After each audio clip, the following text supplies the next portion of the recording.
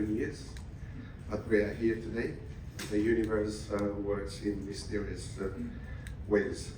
But as I was coming up to the podium, I felt this little weight on my shoulders, and I didn't know whether it was the salu salu or whether it was the commissioner's role that be placed on the shoulders in the next 3 years. But thank you very much, everyone, for your presence here today. The Minister for Agriculture, Fisheries, Environment, Stephen Victor, Government of Palau, United Nations Secretary General Special Envoy for the Oceans, Ambassador Thompson, Excellencies and heads of delegations from member countries. I also am very pleased to see the attendance of our crop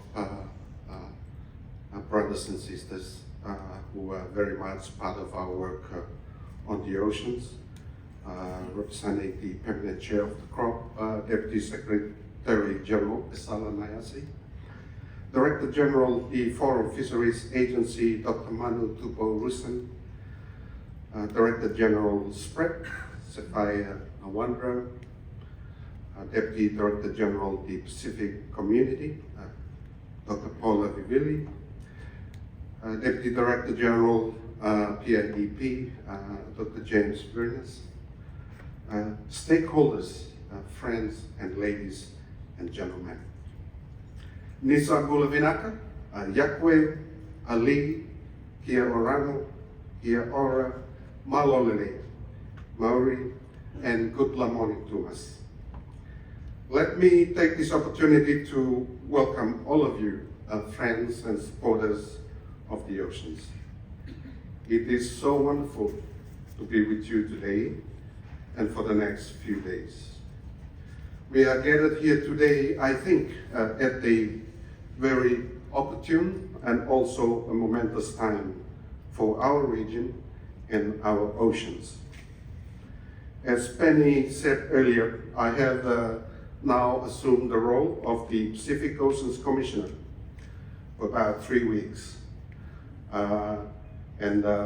After organizing a transition friendly with the Forum Secretariat and the OPOC. The leaders' decision under the Suva Agreement is an important decision, a momentous occasion really for our oceans community. As you see, in the past 8 years, where I have navigated throughout the Pacific in various capacities, has had a very good opportunity to work under the leadership of Dr. Manu Tupo at FFA. I also was involved in regional work from the Marshall Islands national perspective. At the Forum Secretariat in the legal advisors, international legal team on a whole host of oceans-related issues. In the recent past, I have witnessed also the value of OPOC as an enabler of constructive engagement and robust coordinator across the sectors. And I point to the example of the work that members did under the BB&J negotiations process, and where CROP, along with OPOC, put in a very great deal amount of work to support members in their negotiations. On this note, I think it will be remiss of me, but I wanted to take this moment to warmly thank my predecessor, the two immediate predecessors, Mr. Henry Puna, the current Secretary General of the Forum, who is himself an oceans champion and expert in his own right, for the guidance and the leadership that he showed in carriage of the Commissioner's role over the past couple of years. I also recognize the work by the former SG, Dane McTaylor, of whom I also had the opportunity to work alongside. His trendsetters have no doubt contributed to shaping and steering the OPOC the way it is today, but also in the beginning to recognize the work of Mr. Manoni Slade, who contributed to making the OPOC office a reality. So I am indeed humbled to have been called to the helm to maneuver the oars of our Pacific Va'a, and for those are indeed huge shoes to fill. But I am confident that with all of your help, friends and of the oceans, that I look forward keenly to the great journey that lies ahead for all of us. We are people of the oceans. Whether we call ourselves the Blue Pacific or Oceania or the Blue Pacific continent, I think the words of our renowned author, Mr. Epeli Hauofa, speak volumes when he said that we are the ocean and the ocean is us. But he also foreshadowed that the water that has united subregions of Oceania in the past may become a major divisive factor in future relationships with our communities. So let us step up. Let us make it our obligation as generations of today to do the hard work that is necessary to make sure that this does not come to pass, but that our ocean continues to be the motivation that unites us. And indeed, we cannot ignore and should not ignore that while we are all proud of our ocean heritage, we may at times have instances where we are required to work a bit harder to find a common path, including when it comes to matters of the oceans.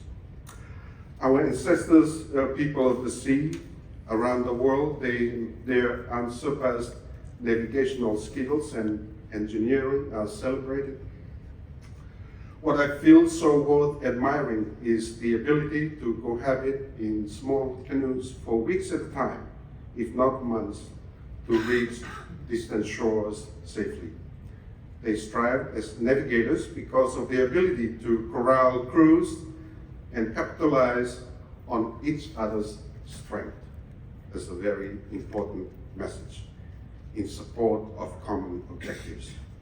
Through these voyages, we have also cultivated this very powerful and very specific skill of talking through diverging views and finding solutions, expressing one's view, listening and hearing each other out to find a common way forward, sometimes around a bowl of kava, is how our people have addressed differences in what we call the Pacific Way.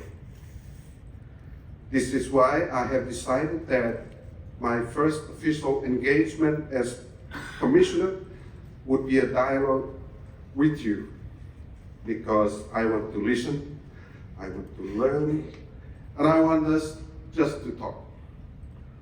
Almost every week we hear of new reports that tell us that the ocean is warming, sea levels are rising, fish stocks are depleting, pollution is rampant, including plastics.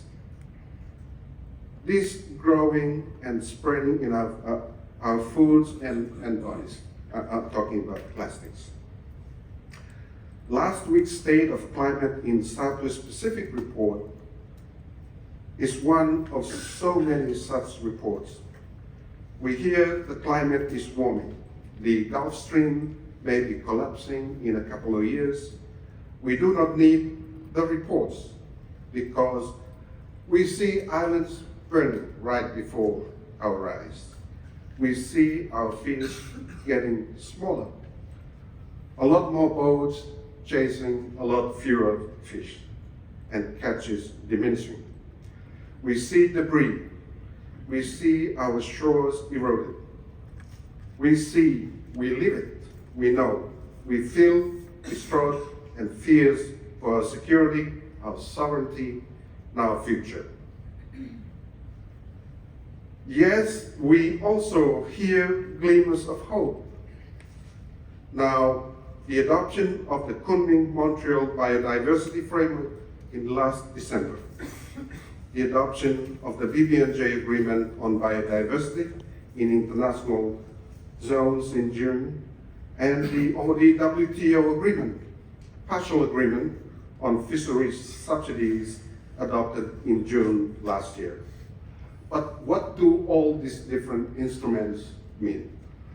What framework do these different pieces of instruments build? Yes, there are many challenges. There are maybe some contradictions, but we have to work through all of that. But oftentimes we focus too much on what is wrong and on our weaknesses, rather than recognizing our strengths as a collective and leveraging on that strength and through the ocean and to each other. So we must have hope and ambition. And at this juncture, to say that that is indeed what our leaders have set out for us in July last year with the endorsement of the 2050 strategy. And that is what it intends to do, or we intend to implement. A roadmap to take us to the vision and the ambitions that we as a region have set for ourselves. So this dialogue is indeed timely as we look to reorient our strategic focus, directions, not only as institutions, but also as a region, in anticipation of the work we will do under the 2050 strategy. But we look forward to the endorsement of the implementation plan and take forward a comprehensive strategy under the relevant thematic areas. And we'll hear more about the 2050 strategy in the course of the next few days. But last week, I met with my team to take stock of and to unpack the significance of the leaders' decision on the role of OPOC and what it has achieved in the past and future potential in lending credibility and meaning to our civic mantra that we are stewards of the oceans. What does that mean to each and every one of us? So now, I would like the opportunity to hear and learn from all of you. Make no mistake, I am truly very excited to have this conversation with you over the course of the next few days and to learn from the breadth of expertise that is present in the room. You have come into this dialogue to speak from your professional expertise lens or to share your national perspectives and circumstances and views which I highly value. But in addition, I also wanted to take this opportunity to hear simply from you as peoples of the oceans, as citizens of the Pacific. This dialogue should be governed by similar principles of the Pacific Oceans Alliance, which you are all part of. It is a forum for all ocean stakeholders, which include governments, our crop agencies, civil society, organizations, academia, private sector, where participants are encouraged to leave their professional hats at the desk, at the entrance, and simply to speak from their Blue Pacific hearts. So as members of the POA this week, can I strongly encourage us to conduct our dialogue in the next few days with such open hearts, respect, and understanding. I invite you to look around and to acknowledge that this is a safe platform for us. Feel free to exchange your views. We will listen. Let us seek to understand different, sometimes divergent views, but we can work our way through difficulties. Let us consider ways to accommodate this. Let us be bold, but be respectful in the manner in which we pursue our goals as a region. And together, let us identify how to make our regional ocean policy more effective, more coordinated, to serve our people in the most effective way. I look forward then to what is really shaping up to be a very exciting few days. And with that, I would like to thank you again for coming to Delaware and to be part of this dialogue. Kom Alta.